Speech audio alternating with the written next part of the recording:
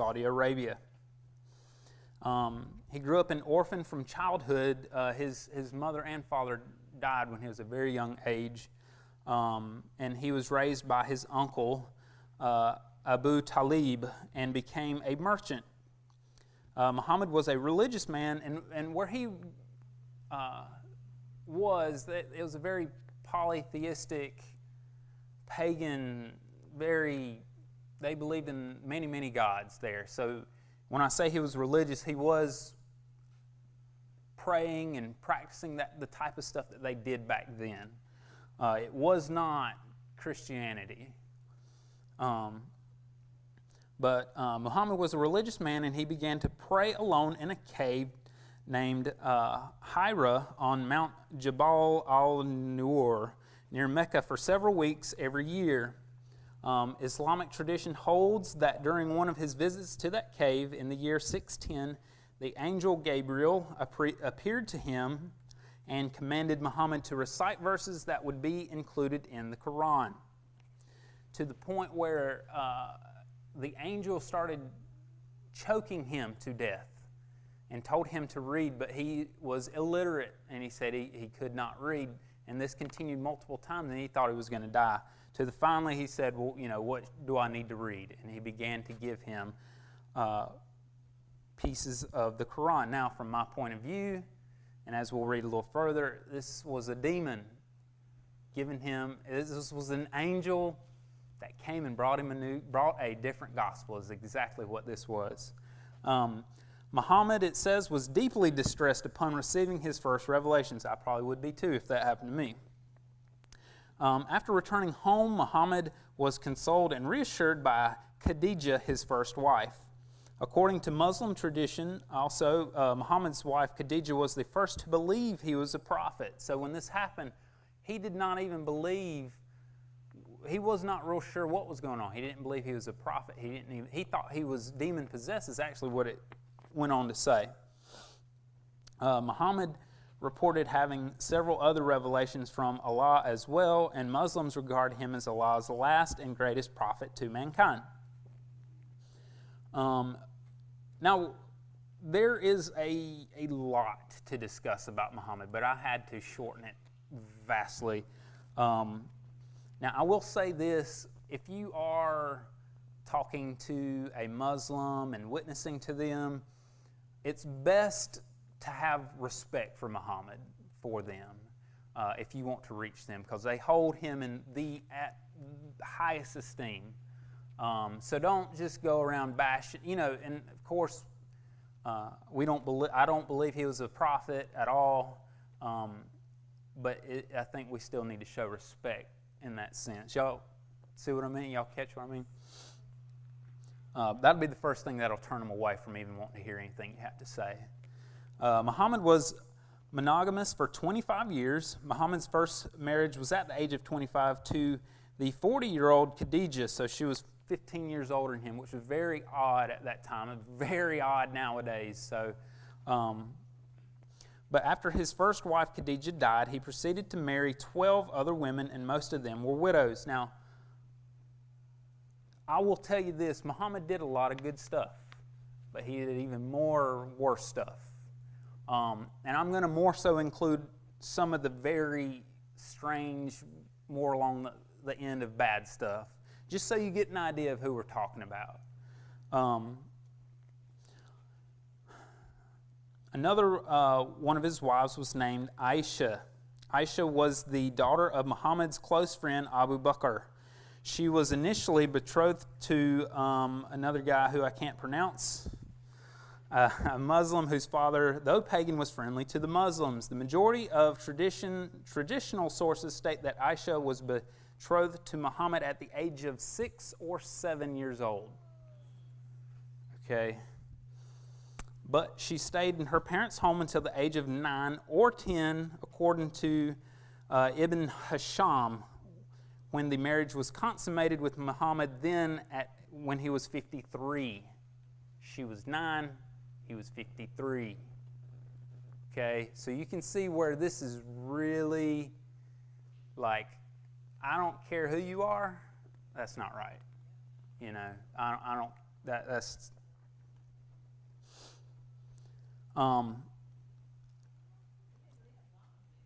He was, for his age, he was 62. Yeah, so I'm guessing, in that age, that was probably decent. And we'll get into kind of how he died, but he probably would have lived longer. Somebody poisoned him pretty much. But early on in his endeavors, Muhammad did not win many followers. Many of the Meccan tribes were hostile to him and opposed his message. Muhammad moved north to the city of Medina for protection. And after 8 years of conflict with the Meccan tribes, Muhammad gathered 10,000 converts, took up arms, and marched against Mecca. He and his followers took over Mecca and destroyed all the pagan idols there. There was very little bloodshed or resistance from Mecca, and the city fell to Muhammad relatively easily. So he just began, he did not always preach what he believed. It took a while for it to catch on and get going. But as he did, he gained followers, and he began to take cities, and city after city. From Mecca, Muhammad and his followers set out to destroy all the other pagan temples in Western Arabia, and they succeeded. The rest of Muhammad's life was given to the promotion and growth of Islam through the Arabic world. Sometimes he used his wealth from plundering to bribe people into Islam. Other times he used terrorism and conquest, and I'm sure we're very familiar with that word, terrorism, and we'll get into that in a little bit.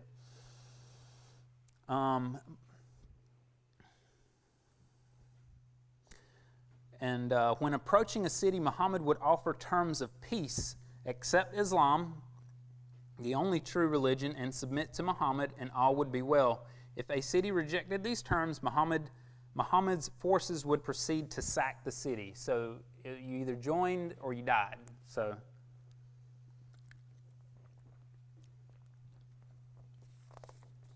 let's, how many have ever heard the term jihad? Just about everybody. So let's talk about jihad a little bit. I'm going to kind of get more real of what this might mean for us. All right, jihad means to strive or to struggle. Jihad, in its broadest sense, is exerting one's utmost power, efforts, endeavors, or ability in contending with an object of disappropriation. Depending on the object being a visible enemy, the devil, and aspects of one's own self, different categories of jihad are defined. Let me just read on. Jihad also refers to one's striving to attain religious and moral perfection. When used without any qualifier, jihad is understood in its military form.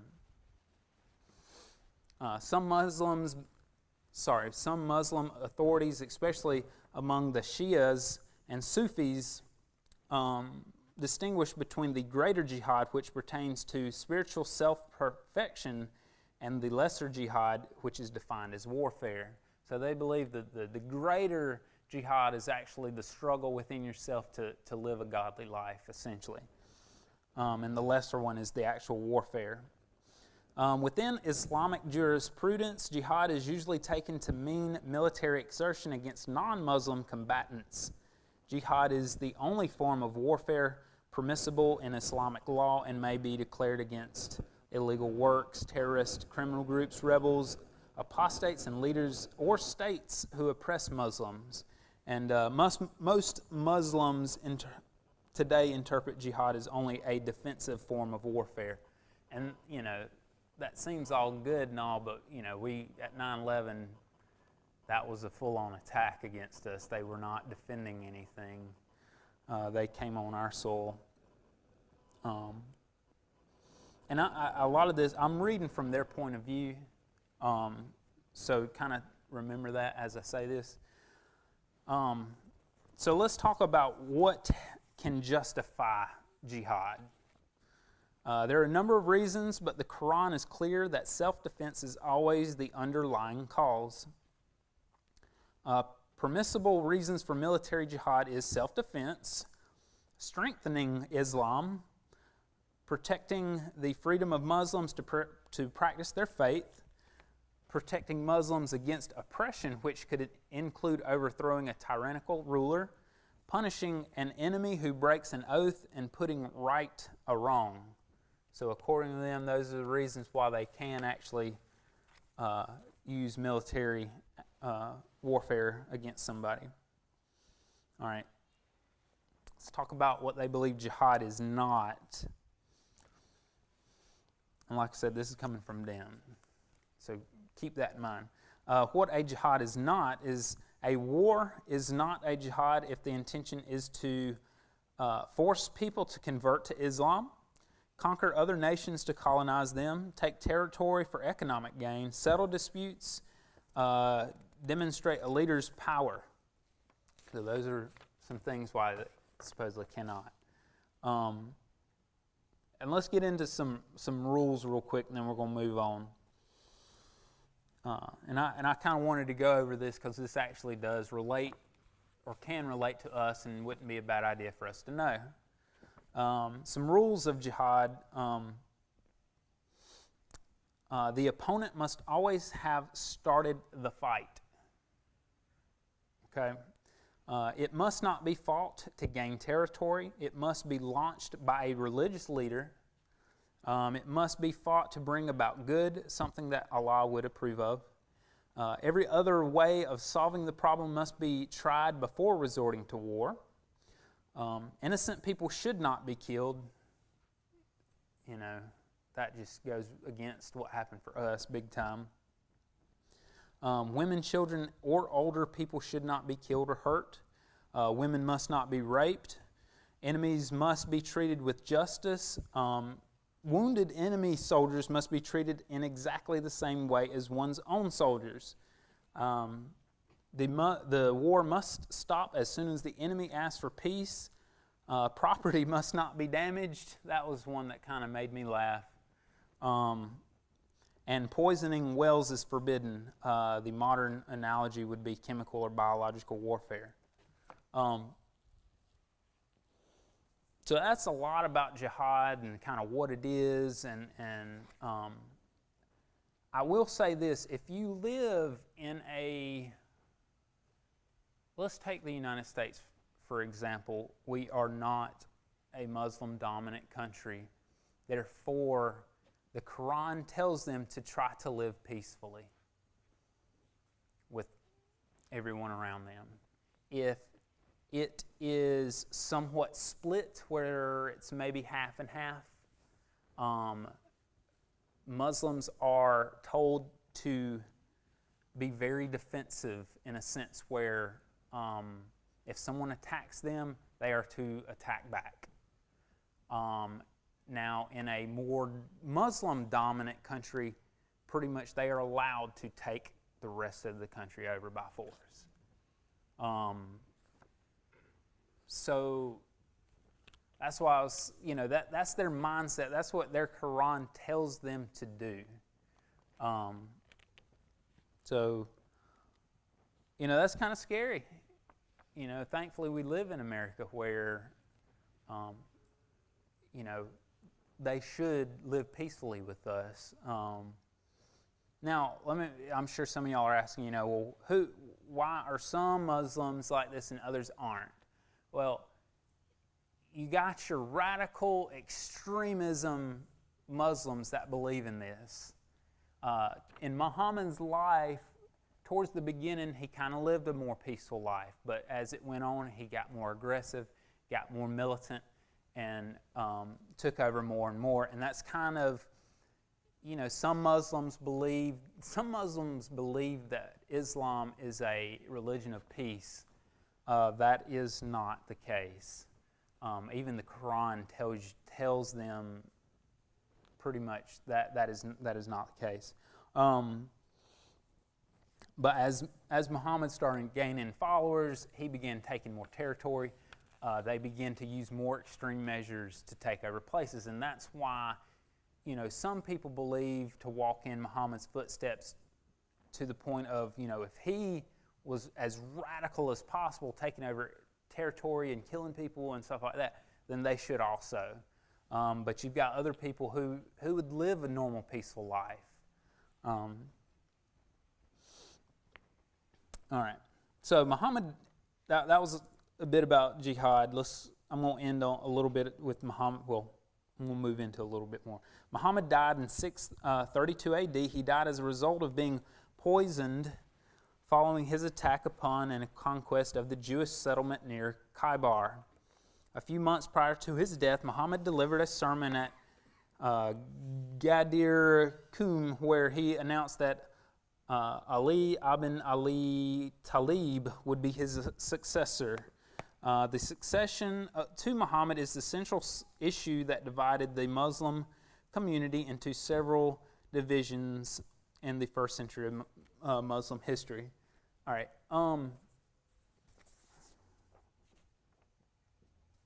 Let me skip ahead and then skip back real quick. How many of y'all ever heard the term Sharia law? Sharia law. Okay, we're going to talk about that too, because that could affect us. All right, Sharia law. It is a religious law forming part of the Islamic tradition. It is derived from the religious precepts of Islam, particularly the Quran and the Hadith. How many of y'all know what the Hadith is? We'll talk about that next, after this. That's why I wanted to skip ahead. The Hadith basically is, the Quran. If you were to read the Quran itself, you would be very confused. But the Hadith is basically what people who were around Muhammad at that time wrote down what this means. And the Hadith is used to help explain what the Quran means. Pretty much, but it's there's many of them. There are good ones, not so good ones. Even Muslims are very picky about, this is a good Hadith, this is not a good Hadith. But we'll get into that a little more in just a second. But back on Sharia law, in Arabic, the term Sharia refers to God's immutable divine law. The manner of its application in modern times has been a subject of dispute between Muslim traditionalists and reformists.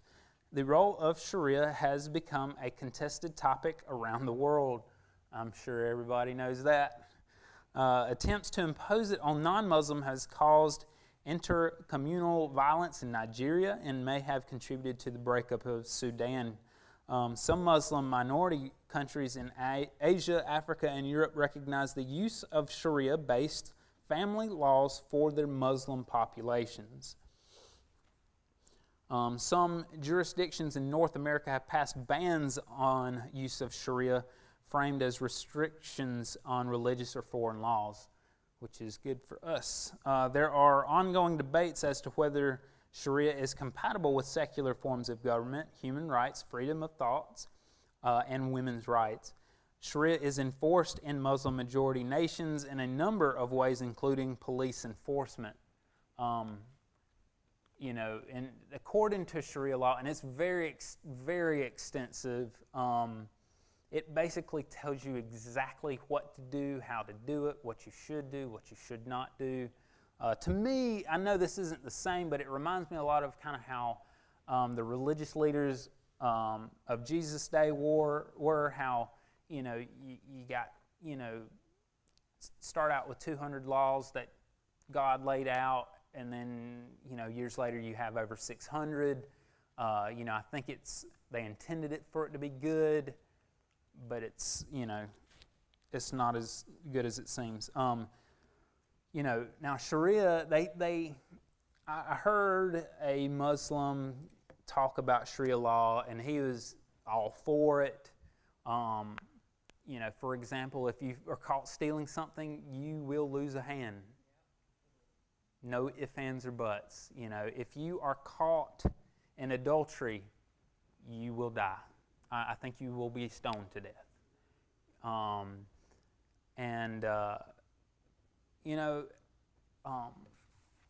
And the guy I was listening to, he was saying that very rarely ever happens because you have to, as far as the adultery thing, there has to be one of two things. The person has to admit they did it, or you have to have 4 witnesses caught in the act.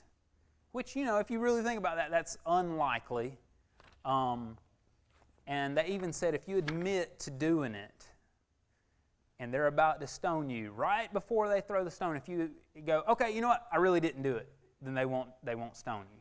But that's what they say. I feel like they try to lighten it up and make it seem like it's not all that bad, but it's very strict, very serious. And of course, if we're not Muslims, that's even worse. So here's why Sharia law is not good for us. Leaving Islam is a sin and a religious crime. Once any man or woman is officially classified as Muslim because of birth or religious conversion, he or she will be subject to the death penalty if he or she becomes an apostate. So if you convert to Christianity, you have 100% legal right to be killed in a Muslim nation. So if you're trying to really minister to a Muslim, it's very difficult because they, if they know in their heart that they are going to accept Jesus, then they know they very well could get killed.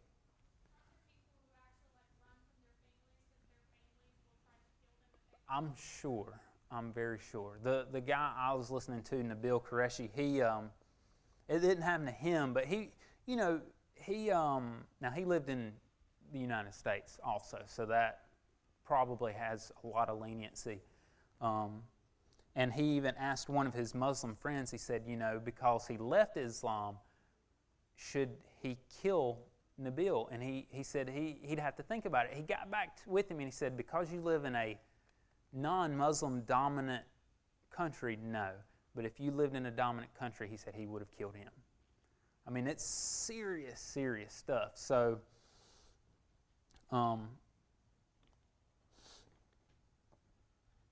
before executing the death penalty, Sharia demands that the individual be offered one chance to return to Islam. So, you got one last chance. If not, if a person has never been a Muslim and is an unbeliever, Sharia demands that he or she should be offered the choice to convert to Islam and become a Muslim. If he or she rejects the offer, he or she may become what's called a dhimmi, D-H-I-M-M-I. And what that means is you actually have to pay a tax to them, determined by them, to live, basically, or to have legal protection. Failure to pay the tax may lead the non-Muslim to be enslaved, killed, or ransomed if captured. So that last statement is the reason why, Sharia law is not good for us here in the United States. But yeah, if you were to go to other Muslim countries like that, if you do not convert in some of those countries, you will be executed.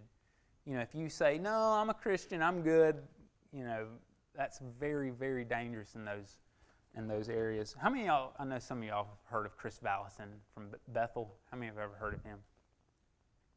He jokes, he says, once he's, I think 70 or 80 or something like that, what he's going to do is he's going to go to one of those Muslim dominant countries and start spreading the gospel, and he's going to die as a martyr. That's how he's going to get martyred, so that he'll have, get that crown of martyrdom.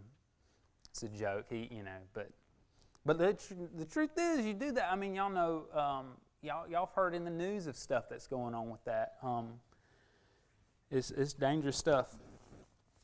All right, let's back up and talk about the hadith.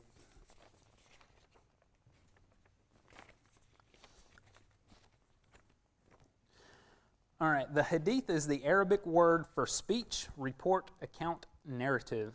Muhammad claimed to have continued to receive revelations from Allah until his death, and Muhammad's revelations were compiled after his death and canonized into what is now called the Quran, the Muslim holy book. How many of y'all know, I may have kind of talked about this a little bit, how many of y'all know about when the first writings of Jesus happened after his death? When they were written? Does anybody know the earliest? A lot of people say around 60 AD, 70 AD, but a lot of the technology that they have now, they're finding stuff that's within, now don't quote me on this, but up to like 3 and 5 years after Jesus' death. Now, a lot of that's kind of like, I don't know, but say you were a kid during Jesus' day, and you lived to be 60 years old, you would remember, well, if you weren't one, but you know what I mean. You would have an idea of what went on during that time. Now, a lot of the Quran was written, I've got it written down here somewhere. Just keep that in mind as I keep reading. All right, other respected writings in Islam include the Hadith, which is a collection of teachings, deeds, and sayings of Muhammad. Within Islam, the authority of the Hadith as a source for religious law and moral guidance ranks second only to that of the Quran. Quranic verses enjoin Muslims to emulate Muhammad and obey his judgments, providing scriptural authority for the Hadith. While the number of verses pertaining to the law in the Quran is relatively few, the Hadith give direction on everything from details of religious obligations to the correct forms of salutations and the importance of benevolence to slaves. A lot of the stuff in the Hadith, it talks about Muhammad and the things he did. For example, when he walks into a mosque, he uses his right foot first. And if you watch, Muslims, they all do that. Why? Because Muhammad did it. Why do they all dress, with the same clothes and they all have a beard and no mustache? Why? Because Muhammad did that. They try to emulate Muhammad as much as possible. Also, the great bulk of the rules of Sharia law are derived from the Hadith rather than the Quran. Unlike the Quran, not all Muslims believe Hadith accounts, or at least not all Hadith accounts, are divine revelation. The Hadith were not written down by Muhammad's followers immediately after his death, but several generations later when they were collected and compiled into a great amount of Islamic literature. Different collections of the Hadith would come to differentiate the different branches also of the Islamic faith.